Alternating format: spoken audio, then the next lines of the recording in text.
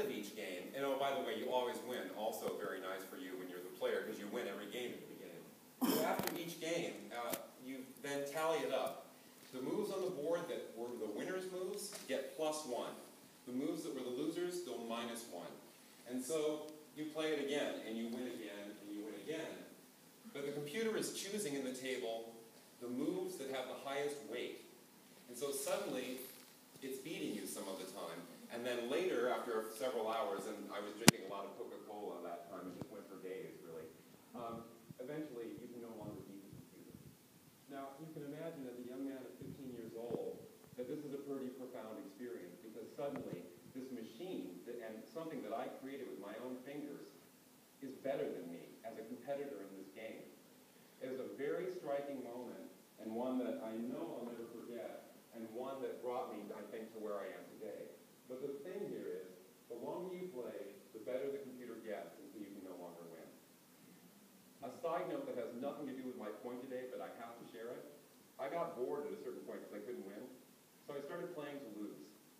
And it still won all the time, so that was a bit boring too. But after a short time of doing that, maybe 45 minutes, I started playing to win again. And now I could beat the computer some of the time.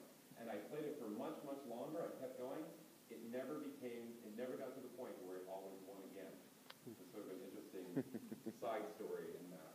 That if we pollute the database, because the assumption of the whole system, the human will always play to win.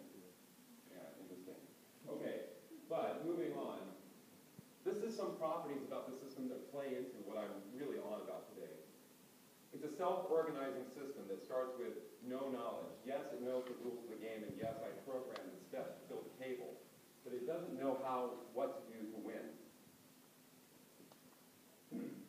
The rules are very simple. Choose in the table the move with the highest number. Nothing very complicated about that. Feedback drives the system. Again, assuming the human player is playing to win, it's got knowledge, an evolutionary process going on where the winning moves are quote-unquote successful. They make it through the evolution, thus the computer gets better. And there's agency in this system. And it's actually slightly two ways. I'm certainly informing the computer about what to do, but in fact, by beating me, I mean, I have to think and try and come up with a move. Because every time I hit something in the table that has a 0 in it, I have, quote-unquote, surprised the computer. It has no information, and it has to learn at that point. Okay? So, I mean, this was a really, again, it's a crux moment for me, because it really cemented maybe my fascination with the power of what computers might be able to do. All right, let's move forward 20 years. 1994. We're in the very beginnings of the field that we're here to discuss. And there are some protagonists in that field. For instance, Robert Wexler and Peter Weiss, the palindrome. Richard Pobal and Jules. All right, I'm sorry I forgot your last name, Jules, but Jules. Kurt Wolford is out there. Bruno Martelli and Ruth Gibson are making work. There's some of us that are pioneering this field. And what happens is that a model begins to emerge. And that model is now something that's quite pervasive and still around very frequently today. I've labeled this model the digital reflection. And let me diagram it in this way, if it will let me.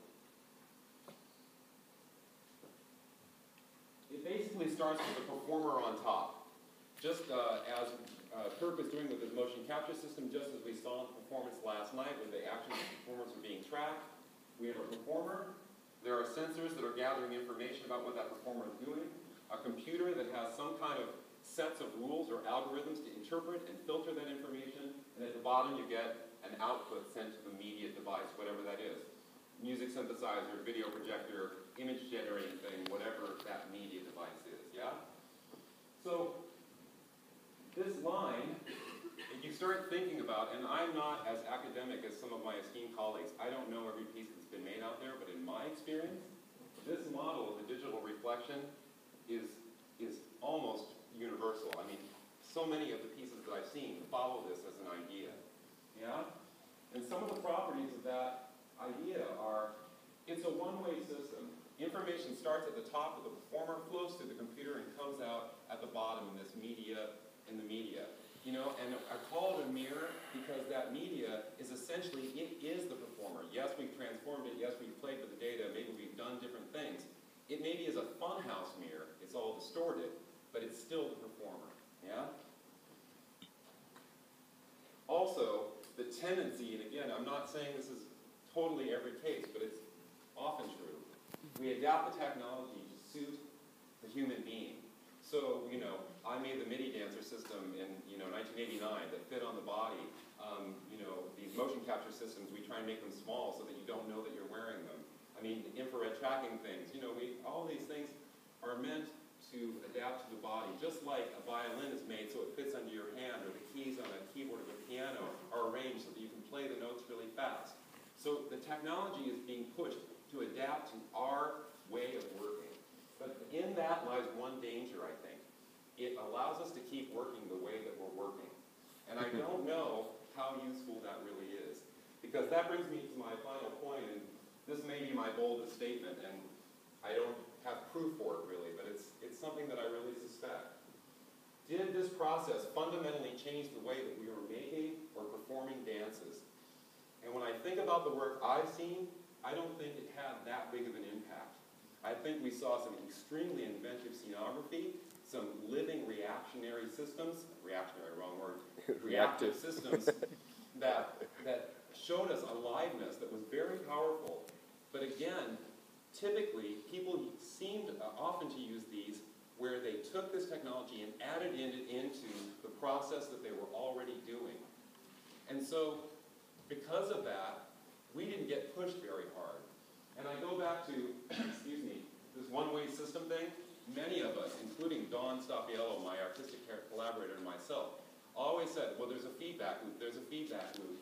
We make the media happen, and we see what happens with the media, and we change our behavior because of it. Well, of course that's true, but I would argue that that link is weak. It doesn't have